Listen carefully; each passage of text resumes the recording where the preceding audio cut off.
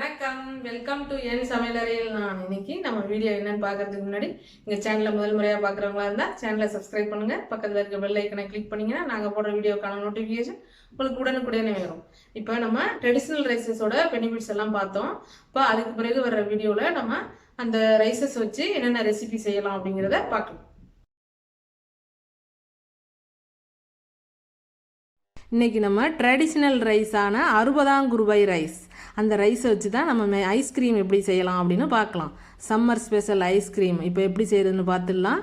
இப்போ நான் ஒரு 300 ml மில்க் எடுத்துகிட்டு நான் ஒரு 5 hours ஊற வச்ச அறுபதாம் குருவை ரைஸ் ஒரு 75 கிராம் ஆட் பண்ணி நல்லா அடிச்சுட்டு மிக்சியில் அதை ஃபில்ட்ரு பண்ணி எடுத்திருக்கேன். இப்போ அதை ஒரு பாத்திரத்தில் ஆட் பண்ணிட்டேன். இப்போ இதை நம்ம லோ ஃப்ளேமில் வச்சு நல்லா திக்காக வர வரைக்கும் காய்ச்சிடலாம்.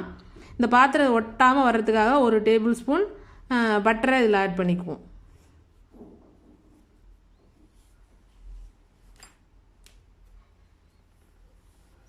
இப்போ இது நல்லா திக்காக வந்துடுச்சு. இப்போ ஸ்டவ்வை ஆஃப் பண்ணிவிட்டு இதை ஆறுனதும் இதை மிக்சியில் மறுபடியும் ஒரு தடவை நல்லா கட்டி இல்லாமல் அடிச்சுக்கலாம்.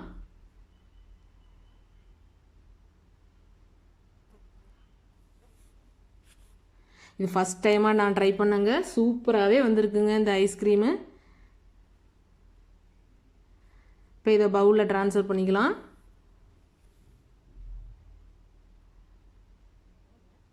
இப்போ இதுக்கு ஒரு டீஸ்பூன் வெனிலா எசன்ஸ் ஆட் பண்ணிக்கலாம். இது லைட்டாக ஒரு மாதிரி ப்ரௌன் கலராக தான் இருக்கும் இந்த ரைஸ் ஆட் பண்ணதுனால. அப்போ நம்ம கொக்கோ பவுடர் ஆட் பண்ணும்போது நமக்கு இது ஒரு சாக்லேட் ஐஸ்கிரீம் மாதிரி நமக்கு கிடைக்கும். இப்போ இது எல்லாத்தையும் நல்லா மிக்ஸ் பண்ணிவிட்டு இப்போ இதுக்கு இப்போ நம்ம 75 கிராம் ரைஸுக்கு நம்ம ஒரு 150 கிராம் கண்டன்ஸ் மில்க்கு ஸ்வீட்டுக்காக நம்ம ஆட் பண்ணிக்கலாம்.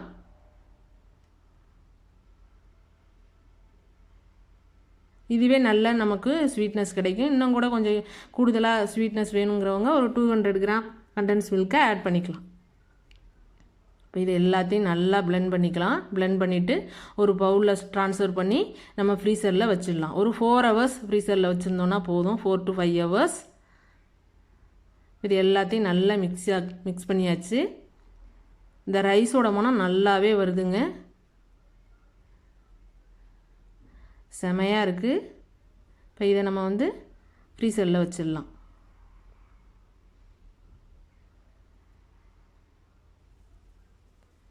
மேக்ஸிமம் நம்ம சேனலில் போடுற எல்லா ரெசிபீஸுமே நம்ம ஹெல்த்தி வைஸ் கான்சென்ட்ரேட் பண்ணி தான் நான் போடுவேன். அதே போல் தான் இந்த ரெசிப்பியும் நான் போட்டிருக்கேன்.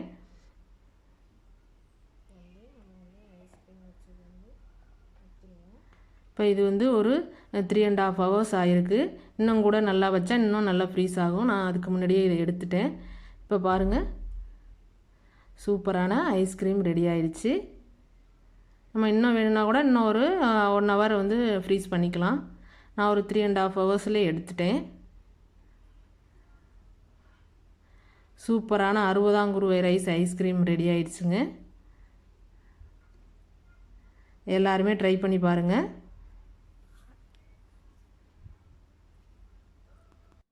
ஹெல்த்தியானதும் கூட டேஸ்டானதும் கூட இந்த ஐஸ்கிரீமு. இது எல்லாருமே ட்ரை பண்ணி பாருங்கள். நான் இதில் மேலே டாப்பிங்ஸ்க்காக டார்க் சாக்லேட்டை சின்ன சின்ன பீஸாக நான் துருவி வச்சுருக்கேன். அதை மேலே நான் ஆட் பண்ணுறேன்.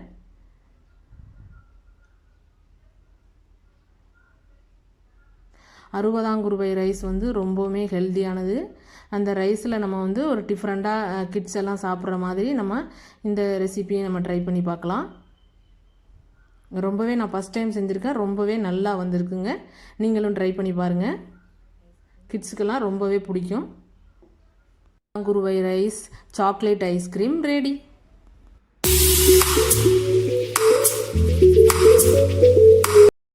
இந்த வீடியோ உங்களுக்கு பிடிச்சிருந்ததுன்னா லைக் பண்ணுங்கள், ஷேர் பண்ணுங்கள், உங்களோட கருத்துக்களை கமெண்ட்டில் சொல்லுங்கள்.